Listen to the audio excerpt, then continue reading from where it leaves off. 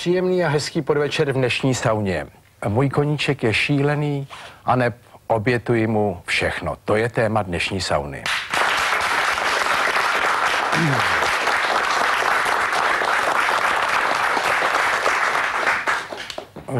Koníčkům nebo zálibám se lze věnovat s různou intenzitou. Může to být náplň vašeho volného času, ale taky to může přerůst ve vášeň, které je třeba ledacos obětovat.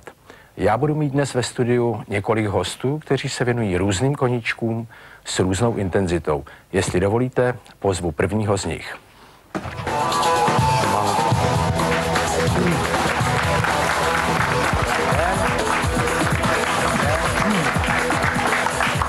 To je pan René Melkus, říkám to správně. A tohle to je vlastně ukázka z vašeho království, že jo? Jestli Taková drobná ukázka. Taková drobná ukázka. A vy sbíráte teda co? Gramofony jenom starý, nebo? Ne, já sbírám prakticky všechno, co se týká zvuku. To všechno, znamená, co se týká zvuku. Počínaje gramofonama, fonografama, přes rozhlasové přijímače. Jo, ale do určitého roku, jako? Ano, ano, snažím se do roku 45. Do roku 45. A jak máte velkou tu sbírku? Celkem těch přístrojů rozhlasových mám kolem 300. Kolem 300? Tak kde to máte? Část v bytě, část na usedlosti, kterou jsme si koupili s dalšíma přátelama, sběratelama, protože to je přece jenom poměrně finančně náročný. Sbírat tyhle ty staré předměty. Kupovat usedlost. Jo, takhle, kupovat usedlost. No to určitě. A tohle to není drahý? Jo, taky, ale to je postupně, víte? To dáte prostě postupně tam 5 000, tam 5 000. Ale když koupíte usedlost, teda přece jenom musíte vypláznout trošku víc najednou. A asi nebudete chtít prozradit, kde ta usedlost je, že jo? Ne. To radši ne. To by mě samotného zajímalo. To je plná? No v podstatě bude tam ještě místo? Teď už je plná. Je plná, jo. Ono je tam konír, nad tou konírnou ještě špejchar a to už já bych to být váma moc nepopisoval, náhodou. A jak jste se k tomu dostal? Co vás tomu přivedlo, že jste najednou začal sbírat takovýhle předměty? No já, když jsem chodil ještě na základní školu, tak se mě hrozně líbily filmy pro pamětníky, takový ty starý, prostě černobílý s Adinou Mandlovou. A v jednom filmu právě tam bylo takový krásný starý rádio. Já jsem si říkal, že to je přesně ono, co bych chtěl. Jo, čili vy jste Adinu jste minul a koukal jste na to rádio. Jo. Adina byla taky pěkná, ale ženský se takhle sbírat nedají. No a to rádio vás zaujalo? A protože jsem chodil na stanici mladých techniků v Brně, tak jsem o tom svým přání řekl tomu vedoucímu tehdy a on říká, hele člověče, zrovna na půdě tady toho domku, kde byla ta stanice mladých techniků, tam zrovna jedno rádio máme. Protože to byl nějaký dům prostě po Němcích nějaký zabranej, cosi. Takže tam opravdu bylo starý rádio, ještě ho pořád mám, je to Telegrafia Schaub z roku 34. Čili to byl první exemplář vaší sbírky? To byl první rádio, no. A to jsem nesl domů, to byla tenkrát strašná zima a vím, že jsem vůbec necítil prsty, jak jsem to táhnul. Vůbec když jsem psal pro klíče, tím vám v podstatě trošku přirostlo k srdci. Tak přesně, no a to byla první a pak jste začal další a další? Víte, já jsem totiž takovou shodou okolností jsem se dostal na elektrotechnickou školu v Brně, kde jsem do stejné třídy, kde jsem chodil já, tak chodil ještě jeden člověk, který taky sbíral rádia. A my jsme se tak jako hecovali, jo. Já jsem mu řekl, že já mám tohle a on zase mám tohle. Jo, a já jsem vás pozbudilo? Ano, já jsem to začal chtít okamžitě a on zase začal chtít to moje. Takže... No a když jste takhle jako si začal nosit ty předměty, tak jste si je nosil domů nebo kam? Domů. A co doma? Tam měli radost? Doma byl problém, protože moje máma je úzkostlivě čistotná, řekl bych až přehnaně. Jo, co to znamená? Že nechce mít třeba tohle v posteli? No, absolutně, ne, víte co, já jsem měl vyhrazený svůj pokoj, prostě tam jsem mohl ty věci nosit, ale nesměl jsem to nosit nikde jinde. Říká, když jsem potřeboval umýt knoflík od rádia, to byl problém, to byl boj, že jsem vůbec nesměl ani chtěla mít maminka třeba? Ne, já jsem s tím nesměl do koupelny, protože se zasvinilo umyvadlo a A já pokud vím, tak ona maminka se o tom někde takhle vyjádřila nelichotivě, že jo? No měl jsem vernisáž v 93. roce výstavu v Technickém muzeu v Brně a přišel tam pán za rozhlasou, udělal s ní rozhovor. A proč s maminkou, proč ne s váma? No se mnou taky, ale jemu to připadalo zajímavý, jaký názor na to má ona. Ale musím říct, že máma už ten názor změnila, jo, protože... Jo, tak počkejte, já bych poprosil režii, my ten názor máme nahraný, protože pan Melkus byl tak laskavý a přines nám tuhletu nahrávku z rádia do studia a já bych poprosil režii, jestli bychom si to mohli pustit. Šel podívat, jak takový amatér, jak žije, v jakém prostředí. On spí s z Veteši přímo. Rádia, prach okolo sebe, však paní k nám přijde. A on už je i cítit to Veteši. No tak to nám stačí, já bych jenom omluvil kvalitu toho zvuku, protože pán René si to nahrál sám, jenom bych chtěl zopakovat, že maminka říkala, on spí z Veteší. To je pravda. Všude prach. A to vás popoušilo tenkrát? Víte, že ani ne. To se dalo čekat, taková reakce. A myslíte, že maminka dneska změnila ten názor? Určitě, zaprvé jsem se odstěhoval. Jo, no, tak to věřím, to je docela podstatný důvod. Já, jestli dovolíte, já jsem takový nedůvěřivý. Já bych se pokusil, jestli se nám to podaří, poprosil bych režii, jestli by nás mohla spojit s paní Gertrudou Schneweiseovou, což je vaše maminka, že jo? Ano. A já bych si zeptal do telefonu, jestli máte názor jiný. Chci se zeptat do režie, máme už telefon? Tak si počkáme, až ho budeme mít. Ano, ano. Dobrý den, dobrý den. No, dobrý večer. Dobrý večer, tady Kraus ze sauny, z televize Prima. My tady mluvíme s vaším synem o jeho sběratelské vášni. Ano. A já bych se chtěl zeptat, co si o tom dneska myslíte? On se sice odstěhoval, ale pořád spí z Veteší, ne? No už má svůj prostor na tu jeho Veteš, jak já tomu říkám. No a mám z něho radost, protože přece už je jako profesionál. Aha. A jako dítě to byla jako zábava pro něho. Takže byste to dneska vzala zpátky tenkrát, ten svůj názor? No to nevím, jak bych to zase prožívala. Ne, ale si nedovedete představit, co jsem měla v bytě. A co jste měla v bytě? No nebyl jeden den, od 12 let sbírá v kontejneru, tenkrát byly ty rádia, jaký starý šňůry, no bylo to hrozný. Takže jste byla ráda, že pak nosí jenom ty rádia z toho kontejneru nakonec, ne? No, podívejte se, nosil to i z půdy od lidí ze sklepa a bylo to strašně špinavé a bylo to cítit, to víte, jako Veteš. No to U nás, když se vkročilo do bytu, to bylo hrozný. Víte, co bych udělal já bych ho vyrazil. Ne, no prosím vás, je to můj kluk, jak bych ho mohla vyrazit. No, to ne, pane Kraus, no. Na to se ptám. Tak já vám moc krát děkuju za... A to je všechno, co jste po mně chtěl? To je všecko, my jsme si jenom ověřovali. No. Tady váš pan syn říkal, že jste už názor změnila, já jsem takový nedůvěřivý, tak jsem říkal, že se na to radši zeptám vás. A jsem vás. ráda, že měl takového koníčka, že se nechytl něco horšího, co dnes ty děti dělají. Nikdy jsem s ním neměla žádný problémy. To máte pravdu, tak vám děkujeme moc. Nashledanou.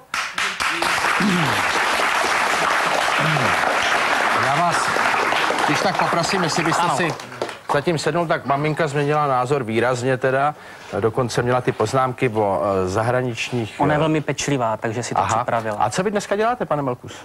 Jako profesi? No, že říkáš, že jste profesionál? No, tak já jsem zlatník, zabývám se zlatničinou, ale tak ona myslela asi pravděpodobně ty výstavy všelijaký a děláme časopis pro sběratele. Aha. A jaký časopis? Jako odborný pro... Je to časopis je to jaksi klubová reví, která se neprodává normálně, ale je to skutečně jenom pro znalce nebo pro lidi, kteří to sbírají. A ještě mi řekněte, vy jste někdy třeba nějakou věc, kterou jste scháněl, prožil jste s tím někdy nějaký trauma, že jste něco chtěl sehnat a nešlo to, nebo jste musel za to hodně zaplatit, nebo něco takového? No víte, já jsem začal ty rádia sbírat v době, když třeba takováhle kaplička, co je tady na ukázce, stála 300 korun nebo 200 korun, jo, to ještě tenkrát šlo, ale i pro mě to tenkrát byly velký peníze jako pro studenta. Ale jako, že bych za něco opravdu dal hodně peněz. A nebo jste musel hodně investovat práce nebo přemlouvání? Určitě, to víte, to určitě, to je... Nebo dávají vám to lidi ochotně? V tom musí být kus diplomacie, jasně. Diplomacie. A už jsme se ty sklepy začali navzájem vykrádat. Sbírám malé kartičkové kalendáříky. Tak já už tomu začínám rozumět. V podstatě, pokud bych chtěl začít něco sbírat, nejdřív si koupím usedlost.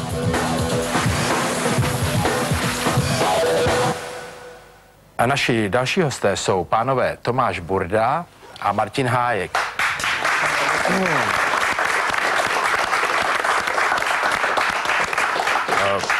Pánové, vy taky fušujete do tohohle oboru, že jo? Nebo sbíráte podobné věci?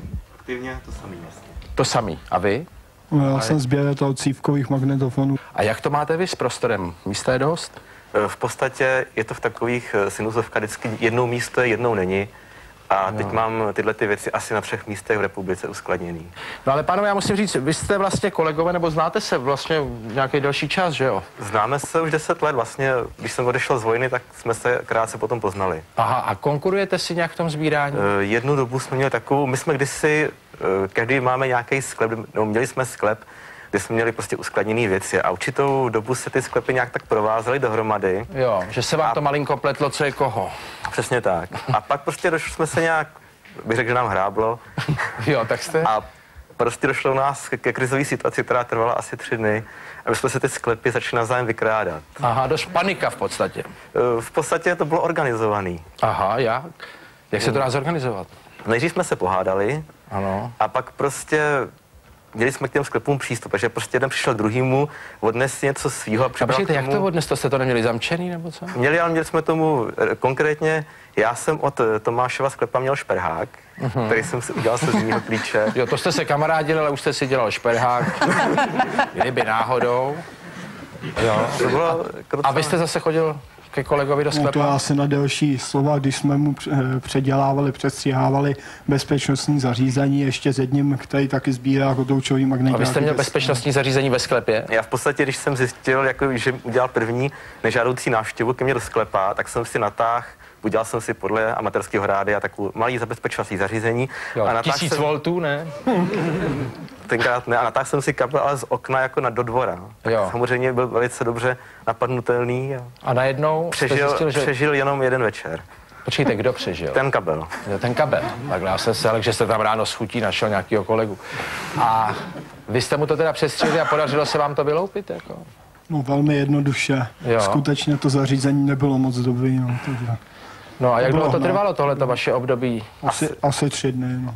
3 dny a pak jste se jako smířili a vrátili jste si to? Pak jsme si dali půlroční pauzu od sebe. No asi spíš nebylo co krát. No. Nebylo tak, proč jste to dělali, když nebylo co krát? On člověk dělal všaký blbosti. A není blbost to vůbec sbírat teda? To si myslím, že určitě ne. Jako člověk musí něco prostě dělat, aby... No tak, já si dovolíte, my jsme se doteďka věnovali jenom pánům a sbírání věcí, které přitahují muže. Já bych do studia pozval naši první dámu.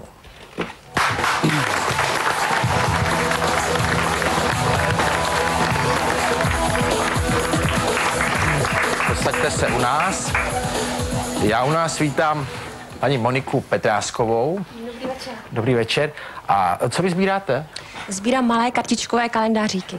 No tak tam s prostorem nejsou problémy. Ne, to nejsou, protože bydlím v paneláku a jinak nic jiného by se mi tam nevyšlo. Aha, jak jste k tomu přišla sbírat ty kalendáříky? No tak jako malá holka jsem sbírala všechno, pohledy, ubrousky, známky. No a už jako to se prostě nedalo, že musela jsem si vybírat postupně, jak jsem to postupně si zkracovala, říkala jsem, no ty kalendáříky jsou takový malý, vejdu se všude. No a ty mi zbyly ty kalendáříky. A kolik jich máte dneska? 30 000.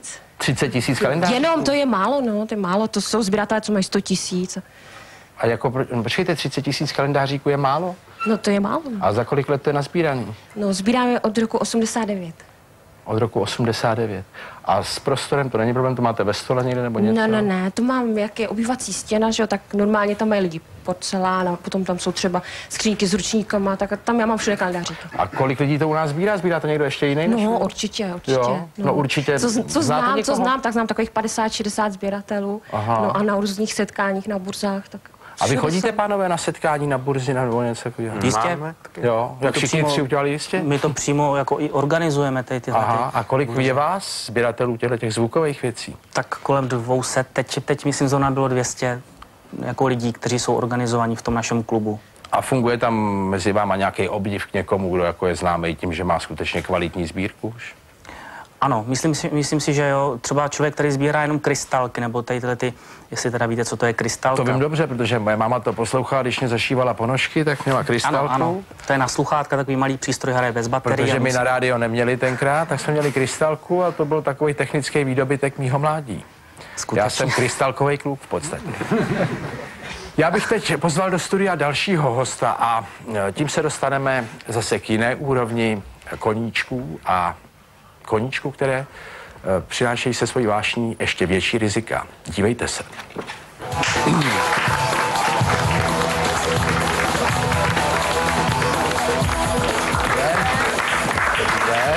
Počujte se u nás.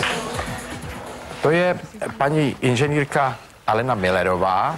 Já vás u nás vítám. Víte, ona je představa, že dámy sbírají vždycky něco malého, úhledného, něžného. Tady vaše paní kolegyně sbírá kalendáříky. Můžete říct, paní Millerová, co sbíráte vy? Já sbírám polygrafické ruční stroje a zařízení. No prosím. Je to záležitost, kterou jsem bohužel nemohla přinést do studia. Mám tady pouze jeden dřevěný. ruční knihařský lis. Jo, to je takový. A přinesla jsem pár fotografií, abyste měl představu. No a řekněte mi, jak jste se k tomu dostala? Dostala jsem se k tomu tak, že jsem ráda četla knížky a zajímalo mě, jak se knížky vyrábí, jak přichází na svět. Takže jsem se dostala k polygrafickým strojům a zařízením. To je zlatička z roku 1870. Já to takhle ukážu. Aha. A kam vy to uskladňujete? Podobně jako můj přítel René mám nemovitost a na nemovitosti samozřejmě největší prostor zabírají stroje. Tak já už tomu začínám rozumět. V podstatě, pokud bych chtěl začít něco sbírat, nejdřív si koupím usedlost. Ale vůbec ne. A nebo můžu sbírat ty kalendáříky teda? Vůbec ne, to přijde později. A vy dneska, co děláte? Musíte to nějak udržovat, ty stroje? Samozřejmě, samozřejmě. A mazat. Mazat? A jako vy teda ve volném čase to umíte promazat, nebo víte? Umím. Přikrývat igelitovými foliemi. A znáte dneska už tu technologii, takže ty stroje umíte rozlišit? Umím, samozřejmě. Jo. A kolik váží takový jeden stroj? No 300 kilo, 500 kilo, no, čili 5 kilo. Jo. Záleží na tom, co to je. No dobře, a vy když ho někde objevíte a řeknete si, ten bych chtěla, nebo jak to získáte, ten stroj? No většinou tak, že ho někde objevím. Inzeráty, nabídka, mám přítele, který mi pomáhá. Jo, čili to ze starých továren nebo ze starých provozů? Fyzickou práci, tak. Kolik jich máte dneska? Tak ke 100. Ke 100? Ke 100. Čili na šrot by to udělalo kolik kilo? Takhle já jsem nikdy neuvažovala. A nebojíte se toho, že vám to někdo ukradne a odveze to? To neodveze, neodnese, to je těžký. No tak ukradli kabely na trati. Celou trať jsem viděl, že ukradli. Že? To se nebojím. A přijela z ministerstva kontrola a zjistila, že ta trať tam není. Že? No, a já, jestli dovolíte, bych pozval našeho dalšího hosta, kterého koníček zcela pohltil. Dívejte se. Když jsem to poprvé postavil, tak jsem uletěl asi 3,5 metru a zrovna se nikdo nekoukal. Já si myslím, že to je trošku riskantnější. Nebojíte se, že se třeba nevrátí jednou?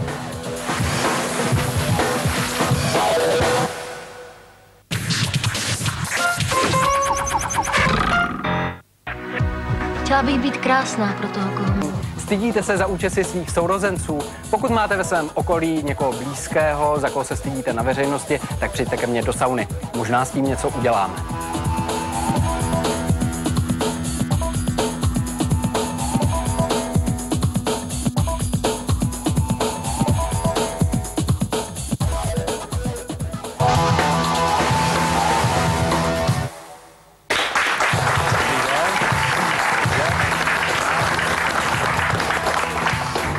Vítám u nás pana Jiřího Zítka.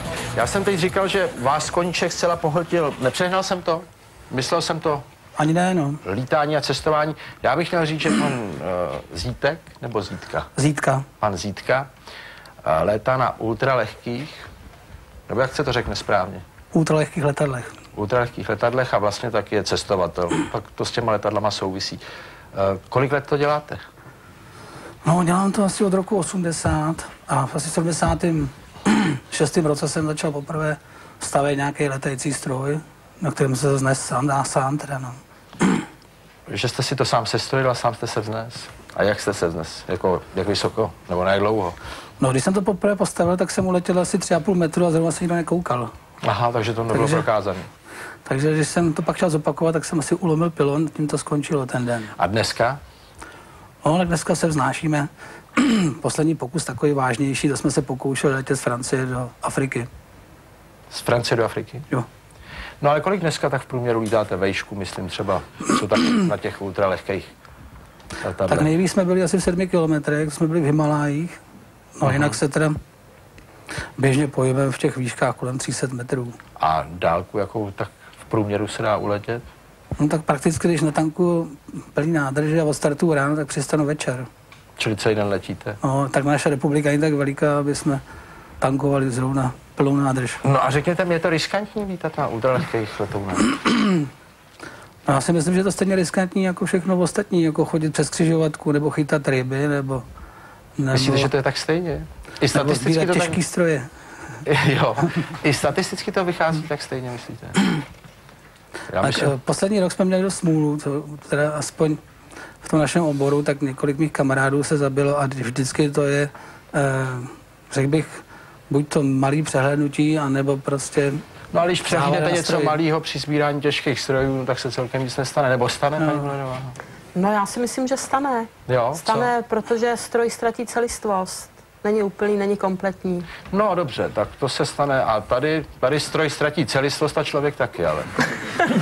Stalo se, teď nedávno v Německu se stalo, že prostě přeletěla stíhačka okolo ultralightu a ten se rozpad, ulomili se mu křídla, tak otevřel záchranný padák a přistáli bez úhony oba. A dá se na tom ultralightu mít padák? No, vyrábí se prostě speciální na to kontejner, že jo, kde raketou se odpálí, takže během 2 vteřin se ten padák nafoukne. Pochopitelně se to nepoužívá při... Řekl bych, že ten v naší republice ještě nikdo ten padák nepoužil. A kde jste všude už lítal s tím ultralightem? Jako první stát zahraničí, kde jsem jako lítal, tak to byla Kamčatka. Jo. Bylo velice krásný. Tam bohužel teda jsou ty prostory na přistání velice ohraničený, protože... A jak vy to máte? To mě řekněte, vy od někud startujete, to si jako vytipujete to místo, odkud poletíte, a jak zjistíte, kde přistanete, to si taky vytipujete dopředu? No tak občas se stane, že vynechám motor a musím si to rozmyslet hrozně rychle a většinou teda stanovím si letový plán nějaký a odstartuji a letím nějakým směrem, že jo, který jsem si stanovil. Dneska v dnešní době už třeba i ten ultralight musí plnit veškerý závazky, jako každý letadlo. To znamená, když chci letět z Francie třeba na Korziku nebo na Sardinii, tak se musím celně odbavit. Musím vystavit si flight plan a pak teprve teda po splnění všech formalit, že jo, narolovat na start, po povolení věže odletět a být neustále v kontaktu se zemí, takže dneska už i to krásné lítání, které jsme začali pro radost, se stává teda vlastně víceméně už běžnou záležitostí a i obchodní záležitostí, i reklamní a tak dále. A tak dále. No já, jestli dovolíte, tak bych pozval do studia vaši paní ještě, aby jsme se jí zeptali, jak to vidí ona. Náš další host.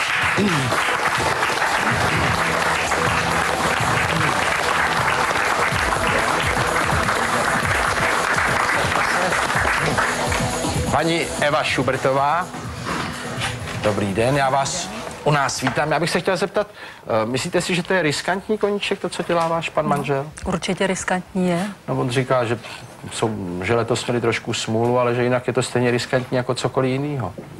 Myslíte, že ne? Já si myslím, že to je trošku riskantnější. Jo. A jak je to je otázka pro oba, jak je to s tím ultralehkým letadlem? Vy si je pořád sami zkonstruujete, anebo už je kupujete dneska? Je to asi drahý, ne? No, většinou si ty letadla stavíme sami a co se týče ty zabezpečovací techniky jako rádia, přístroje, jinak si pochopitelně kupujeme, jo. Jinak jsou tady asi 3 nebo 4 firmy, které se zabývají výrobou třeba zrovna těch rogal motorových a jinak si to každý staví sám. Ale je to drahý asi, ne? No, dneska to křídlo samotný řekněme na 70 000, ten podvozek taky něco stojí, motor stojí kolem 200 000 a ono se to nasčítá a je z toho 500 000, že jo. No a nechtělo se vám někdy říct, že to je drahý koníček, co má váš pan manžel? Si to financuje sám, tak... Jo, nedá se nic dělat. A nebojíte se, že se třeba nevrátí jednou, když takhle vyráží někam? No, to víte, že jo. Taky 2krát už se stalo, že přišly jenom kombinézy. Jak přišly jenom kombinézy? No, kamarádi přivezli kombinézy bez nich, takže když je vidím ve vratech dřív než Jirku, tak prostě trošičku to srdíčko zaťuká, no. A co se stalo, že přinesli jenom kombinézy? No, 2krát měl takový větší úraz, který ho trošku vyřadil z běžného života. Jestli dovíte, já se zeptám teda pana manžela, co to bylo? Tak jednou jsem se dal nouzově při mezinárodních závodech na Rašovce, jsem se dostal do závětří, do rotoru, přes kopcem se vytváří vír a jeden kamarád mi tam naletěl, já jsem musel chvilku počkat a ten vítr mě zafoukl asi za kopec. Jo, počkejte, to je závětří a zafouklo to tak všechno. Vylétáme na svahu, když vítr narazí na svah, tak se odrazí od toho svahu, potom se jde nahoru a v tom stoupavém proudu se vznášíme. A když se dostanou za kopec, tak tam ten vítr padá dolů a vytváří se rotor. Tak to bylo první, tam jsem teda... A co se vám stalo, spadl jste? A chtěl jsem přistát a rychle se vrátit na start, že? Protože to bylo při závodech, kdy je volný start. A tak jsem sedal prakticky už jsem to několikrát zkusil, prostě sedal jsem na strom, chytnul se větví a s křídlem jako s baťohem na zádech slezu na zem. No a tady jsem ten strom prochmát asi o 0,5 metru a už to nebylo ono. Už to nebylo ono. A po druhý se mi stalo... A co se vám stalo? Měl jste jako úraz nějaký? Zlomil jsem si obě nohy. Obě nohy. Ale neuvažoval jste o tom, že jako třeba by to lítání nemuselo být ideální? Tak. Ale tak jako o tomhle tam člověk neuvažuje. Jo, tak oni zlomený nohy, tak ty si rostou, že? No. A po druhý to bylo takový zemi, to by to nechtělo. To bylo v dobách, kdy se lítat nesmělo. Tak úplně svobodně jsme tajně vždycky odstartovali třeba z kraje lesa. Já jsem startoval z takového lesního remízku s větrem v zádech a motor mi pořádně nešel, tak jsem se chtěl rychle vrátit zpátky do toho lesa a škrt jsem si křídlem nebo podvozkem od dráty vysokého napětí a sedl jsem si na ně. A ty 3 vedle sebe, to 22 kg. Tak se zajiskřilo, roztekly se mi trubky a já jsem z toho vyskočil. No to jste měl dost štěstí, neměl jste takový pocit? No, měl, no. No ne, že jsme před chvílí o tom mluvili a vy jste říkal, to je stejně riskantní jako chodit po křižovatce. Já jsem ještě na křižovatce na vysoký napětí nenarazil. Ale já vám to nechci vyčítat, že máte takovýho koníčka, já to obdivuju. Já se právě proto ptám z toho svého úžasu, protože mně stačí dopravní letadlo, v tom mám dost. Já vždycky jenom čekám, jak vypadnou ty masky. Tak říkají, že všechno v pořádku a pak čekám, že hned po té instrukci, že všechno v pořádku, vypadnou ty masky, tu už si ani nehodlám nandavat, že? Ale tak já se svým děsem z normálních dopravních letadel to v podstatě nejsem schopný pochopit, víte. Ale co, vy přece máte spoustu zkušeností, že jo? Tak je vás určitě větší společenství lidí, co takhle lítá. Já taky vidím každou chvíli na obloze nějakýho šílence, jak si to někam letí. Ale asi máte taky svý přehledy, jak to tak dopadne, tak já jsem viděl jednou na letišti, že existuje knížečka, taková brožura úmrtí loňského roku, poměrně tlustá byla. A chvíli jsem v ní listoval, dokud jsem byl schopný stát na nohou a tam byly popsané všechny smrtelné nehody toho minulého roku. A většina se odehrála při jubilejních slavnostech, při závodech nebo při nějakých oslavách a tak dále. Jak je to v těch ultralehkých? Tak může se stát, že člověk se nechá vyprovokovat zrovna při takových akcích, jako jsou jubilejní oslavy nebo letecký dny, se nechá vyprovokovat k akci, prostě, na kterou nestačí ani ten stroj, nebo on. A to vy se nenecháte? To vy se nenecháte? No jednou se mi to stalo na Islandu, tam se mi dlužil nějaký zapohostřinství, tak a ono foukalo v nárazech 20 až 22 metrů. Počkejte, jak jste dlužil za pohostinství? Oni mě tam prostě ubytovali, starali se o mě a teď mě pozvali na nějaký letecký den, bylo to v Akureyri, což jako je hodně vysoko severně postavené město. A tak jsem slíbil, že jim tam předvedu ten svůj aparát a teď oni se tam střeli a tam byly takový ty letadla dopravní, ty třídy Twin Otter, to jsou takový dvoumotorový letadla, tak ty tam předváděli nad tou plochou, v tom silný větru dokázali couvat a pak jsem odstartoval já, no. A chtěl jste teda nahradit to pohoštění tím, co? Udělal jsem, že se vyletím do 300 metrů a po křídle se zřítím mezi davy a pak vyvrtku pak se nahoru, že jo. Teda takhle ta první část, po křídle se zřítit mezi davy, to celkem... Ta šla perfektně, že on mě ten vítr odfouk asi 5 kilometrů od letiště do takového fjordu a já jsem stál nad mořem a pokoušel jsem se dostat zpátky asi půl hodiny na letiště. Takže diváci mě zahlídli, jak mi to odfouklo a tím to skončilo, celá předváděčka. Jo, to je takový traumatický za půl hodiny jsem se vrátil. Připadá jako čmelák, ne? Za půl hodiny jsem se vrátil a tam mě chytli za křídla a stáhli mě na zem. Čili bych ani sám nepřistál. A museli vás jako fyzicky nějak stáhnout? No. Jako lidi? Lidi, no, jako kamarádi a přibližející dav. No počkejte, to vy musíte klesnout na takovou výšku, vás mohli stáhnout, nebo jak se... No, já jsem byl nad plochou, ale nemohl jsem ubrat plyn, zároveň, takže jsem furt stál. Tak přiběhli, pověsili se na mě a stáhli mě prostě na zem těch půl metru, co mi chybělo a odvlekli mě do hangára, když jsem se z toho zpamatoval, tak jsem zjistil, že jsem v muzeu. V muzeu? Zaživa. A jak jste se vůbec poznali? Poznali jste se na zemi? Na zemi, no. Jo. Na plese. Tančili jsme spolu. Aha, a vy jste věděla, že pan manžel má takovýhle hobby? Ne, to jsem nevěděla. A pak člověk si říká, zase to nemá cenu na krátko někdy, že? No, to jsem nevěděla. Pak jednou ráno mi takhle říká, bylo to někdy v sobotu, mi povídá, dneska si budeš skočit. Říkám, no, klidně. A pak, když jsem zjistila, že jsem na jednom nejmenovaném letišti, a že mě cpou parák na záda. Na záda. A že mě vyhazují z letadla, tak teprve jsem to pochopila, že asi teda... Jo, a vy byste chtěl, aby partnerka s váma taky lítala takhle, nebo? Tak běžně se mnou nelítá, protože má takový správný názor, že aspoň jeden z nás by měl přežít. Jo, tak buď to lítá ona, nebo já. Jo. Ne, ale někdy ten muž má takovou představu, že ta žena by si měla sdílet toho koníčka se vší vervou, že to znamená prostě lítat taky, skákat taky a tak dále. Já ho sdílím, to není pravda, co říká, že s ním nelítám. Lítáme spolu. Jo, a on to neví. A já jsem vždycky ta poslední v řadě, víte. On je tak vyděšený, že to ani neví, ne? Ale já jsem slyšel, že on dokonce nalítával na váš dům, že jo, když jste se poznávali.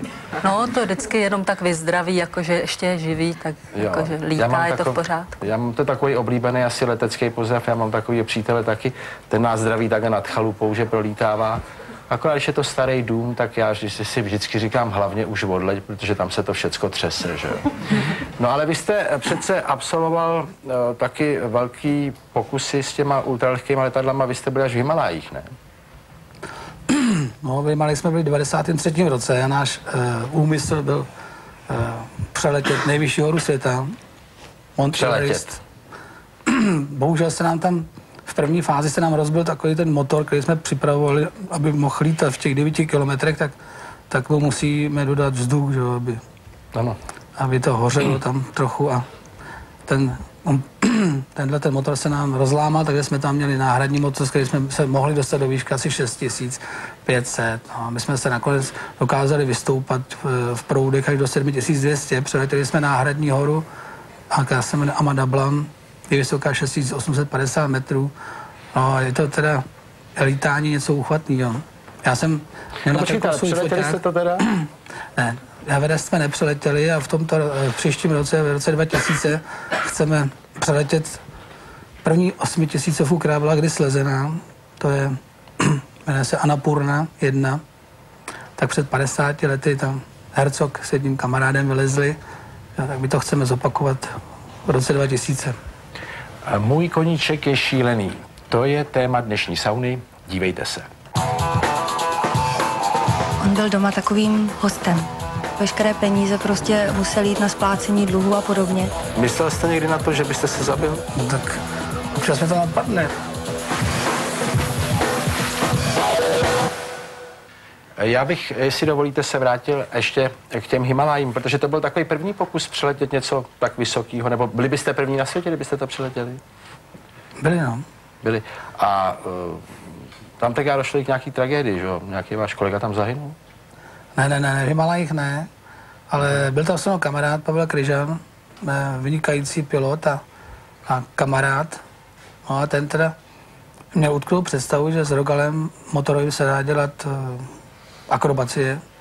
No a zkoušel to několikrát a jednou se utrhl v Itálii z křídla, dopadl do moře, zachránil, po druhý spadl do přehrady v Brně.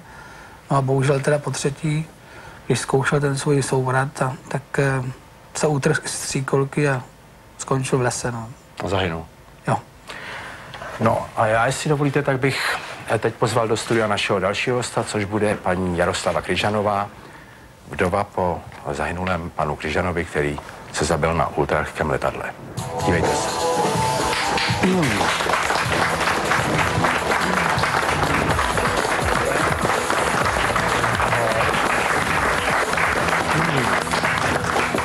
Posaďte se u nás, tak to jsou Kryžanovi celá rodinka, já vás tady zdravím. My jsme tady mluvili s panem Zítkou o vašem panu manželovi, který zahynul na ultralehkém letadle, že jo, nebo při letání na ultralehkém letadle. Co jste si myslela, když jste spolu žili o tom jeho koníčku kdysi? No, já jsem s manželem začala chodit vlastně a on už lítal od svých 15 let, takže jsem věděla, do čeho jdu. Ale abych byla upřímná, tak jsem nevěděla, že to bude tak těžký, jak to těžký bylo. A v čem to bylo těžký? Časově to bylo strašně náročný, moc náročný, takže on byl doma takovým hostem. Někdo si řekne, aspoň byli jste si vzácnější a to musí být super. Ale ono to zase tak super není, když člověk ani pořádně neví, kde je, když se vrátí a co teda je. A my jsme byli zvyklí, že třeba zatelefonoval, když už jsme měli ten přepich a měli jsme telefon a ozvalo se v 8 hodin jsem doma, tak jsem věděla, aha, tak to bude až tak v 11, 12 v noci. To jsme měli někdy štěstí a potom taky se tomu začal věnovat i profesionálně, takže to už nebyl doma vůbec. Bylo to opravdu hodně náročný. No a sdílela jste jako strach, nebo měla jste strach o něj tenkrát? Samozřejmě měla určitě. Myslím si, že každý má strach od toho druhýho. Jo, ale on tady, já nevím, jestli vy se s panem Zítkou znáte, ale on tady, pan Zítka, říkám to správně, říká, že on se pokoušel o něco, co vlastně s tím ultralehkým letadlem asi tak dobře nejde, že jo? Ano, přesně tak. A co to bylo? Jako vy jste říkal nějaký výkrut nebo co? Pokoušel se prostě spustit se s rogalem po ocase zpátky, jo. Prostě jak to dělá letadla, že vystoupá, když to skončí stasí ten tah motoru, tak začne to letadlo padat zpátky po ocase. Musí sladit teda ten plyn a ten pohyb toho křídla a znovu ho rozjede a letí, pokračuje dál v letu. To je velice těžká figura, celý to rogalo, celá ta sestava je zavěšená v jednom místě, v jednom šroubu, pochopitelně tam na kloubu. To znamená, že to letadlo je pevný. Jo. Když to my jsme tam pověšený jako závaží a přenášením ty váhy to zatáčí, klesá, stoupá. Jestliže tam stačí opravdu strašně malinko přidat víc plyn, nebo ten motor nezabere ve správný okamžik. Ono se to dá udělat, protože se to dvakrát podařilo. Jo. Komu se to dvakrát podařilo? Dvakrát se to Pavlovi podařilo za sebou. No. Ale prostě stačí trošku víc přidat ten plyn, nebo prostě zabere motor ve správný okamžik, to křídlo se překlopí a ulomí se z ty tříkolky. Že to není žádná síla, která by to tam podržela. Jak je to dlouho, co pan manžel zahynul? No právě zítra to bude 3 roky a 9 měsíců. 3 roky a 9 měsíců. A mluvili jste spolu někdy o tom, že by neměl lítat, když máte děti krásný? No já jsem mu vždycky říkávala, že když se chtěl takhle zabývat tady tímto, takže si neměl pořizovat rodinu. Ale nemůžu říct, že bychom se nějak o tom dohadovali, to byl spíš takovej můj monolog. A odezva tady na ten můj monolog bylo vždycky, no já vím, je to hrozný, já vím. A já jsem vždycky říkávala, že náš život spolu je jak život na kolotoči. A ten kolotoč nabírá rychlost a potom už ten kolotoč se otáčí tak strašně rychle, že ty sedačky už mlátí do sebe a v ten okamžik jsem já ten kolotoč zastavil. No a ten kolotoč se zase začal pomaličku roztáčet a zase nabíral tu rychlost. A jak je to při takovémhle koníčku třeba s finančním hospodařením? Jak jste to měli? Je to náročný? No, je to strašně moc náročný, strašně moc, protože... A projevuje se to, nebo má to dopad případně na tu rodinu? Určitě jo, aspoň v našem případě určitě, protože manželovi se potom i nepodařil se soukromničením, takový tah, takže to dopadlo velice špatně, takže veškeré peníze prostě musely jít na splácení dluhu a podobně. Takže po finanční stránce to bylo opravdu hrozně náročný a je fakt, že on nechápal, že třeba děti potřebují i zimní boty a že musím několik měsíců na ně šetřit. On víš, ale já bych tak strašně potřeboval tu trubku. Ta vášeň? A jak si jako... silnější. Boty už ho tak nezajímají. A promiňte, jestli se můžu zeptat, pan manžel zahynul teda tady při té expedici vaší? Nebo ne, tady v Čechách? To se stalo u nás v Čechách. Tady v Čechách? A kde? Na letišti? U Šumperku. Šumperku. No, krásné. To nedaleko letiště. A jak jste se to dozvěděla? No, dozvěděla jsem se to dost takovým hrozným způsobem, bych řekla, že prostě nám policie večer zatelefonovala. Ovšem, jak nám to zatelefonovala, to člověk prostě na to asi nikdy nezapomene. No, jestli to je 3 roky, tak by člověk předpokládal, že už ta policie jedná kultivovaně, nebo ne? No, myslím si, že právě v ten okamžik ne, ale později, když jsem to vyprávěla, tak si myslím, že by policie tady v tomto měla mít asi nějaký zvláštní školení, jak s tímto zacházet, protože mě to oznámili velice stroze a velice nevhodně. Opravdu to bylo oznámeno. A je pro vás bolestný to říct? Myslíte zopakovat? No... Zadrnčel telefon, můžu to tady zopakovat klidně, zadrnčel telefon, já jsem teda ho zvedla, dokonce pár minut předtím, než ten telefon zazvonil, jsem ještě se dětí ptala, děcka, kde je táta, já ani nevím, kam vlastně pořádně odjel, na které přesně místo. Zvedla jsem telefon a to, že se ozvala policie, to jsem přeslechla a ozval se mě tam, paní, jste sama? A říkám, ano, jsem sama, manžel někam odjel, ani nevím kam, protože jsem zvyklá, že veškeré telefony byly pro manžela. A ten hlas na druhém konci mi říká, a jste manželka pana Pavla Kryžana, jeho nacionále? Říkám, no to ano. A to už teda se mě klepala ruka, už jsem si brala židli a sesula jsem se na ní. A on říká, no stala se tady nehoda a váš manžel teda je obětí této nehody. A já jsem se zeptala ještě, prosím vás, a kde teda je v nemocnici, co se stalo? A kde byste chtěla, kde by měl být? Je v Márnici, když spadl z 1200 metrů. Jo, takhle.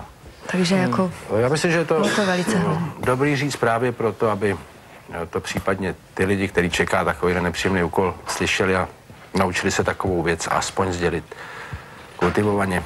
Pane Zítka, máte děti? Mám 3 kluky. 3 kluky. Nezní vám v uších? Ne, nezní. A vám, madam? Zní? Zní? Není vám zvláštně? Jsem zvyklá už.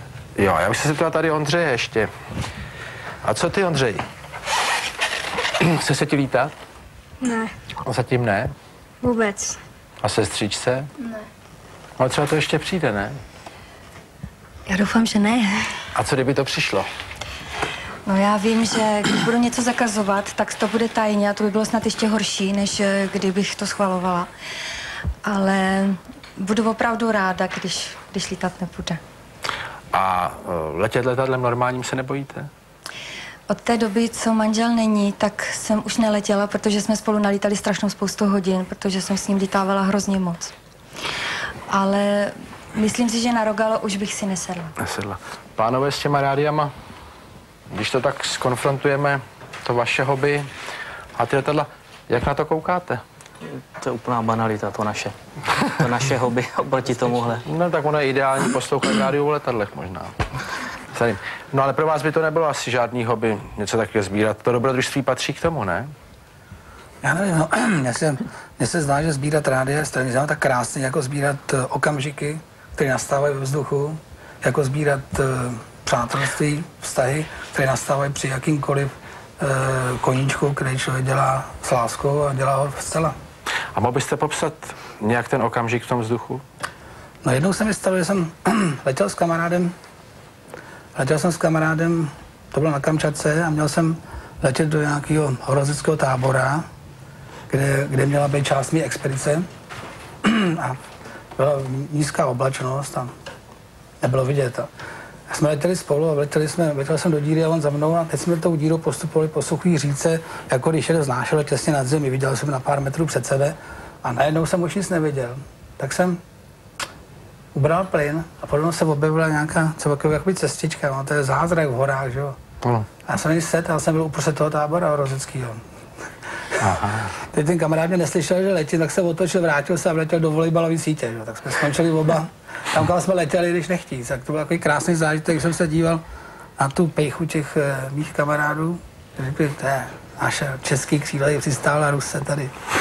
No ale já jsem měl na mysli ten okamžik v tom vzduchu, když se dostanete hodně vysoko, nebo něco naplňuje vás to skutečně nějakým krásným zážitkem, který třeba ani popsat nejde. Já si myslím, že jsou to okamžiky, které jsou krásně vidět v tom našem filmu, který jsme o Himalaji dělali, o lítání, kde divák může aspoň částečně vychutnat to kouzlo těch velehor. Ano, vy taky si dáváte kameru, že jo, na to Rogalo, nebo na ten ultralight. No třeba v Himalaji jsem lítal i se 3 kamerami najednou, že jo. Když jsem měl na čumáku, na křídle, na klíně a zrovna jednou se mi stalo, jsem se dal ze silným větrem v zádech, to se dal proti kopci, že jinak se nedá, aby člověk zastavil, že jo. A ulomil jsem přední kola, zadní, jak jsem tam lítal chvilku a když jsem to všechno zastavil, nic se nepoškodilo, tak jsme byli hrozně šťastný, že mám nějaká ta. A můžu říct teda, že s tou kamerou lítat je velice nepříjemný. Je těžká, že? No. A chtěl jsem se ptát, myslel jste někdy na to, že byste se zabil? Tak občas mi to napadne, jako když se ujede závěs a člověk tam visí a padá dolů. A co si říkáte? Asi, no, tak až přistanu, jestli přistanu ve zdroji, jak se na to vykašlu. A dopadnete a přelezete do jiného stroje a letíte dál, že jo? To jsem chtěla, abyste slyšela vy. Jinak já si myslím, že ty koníčky se v jednom lišej. Ty rádia možná nejsou tak dobrodružný, ale s velkou pravděpodobností je to koníček, který může vydržet díl. A tím bych skončil dnešní saunu. Já sám za sebe, jestli vám to nepřijde jako urážející, bych šel čerpat svoje dobrodružní zážitky z pěší cesty domů. Děkuji vám za pozornost v dnešní sauně a těším se příště na shledanou.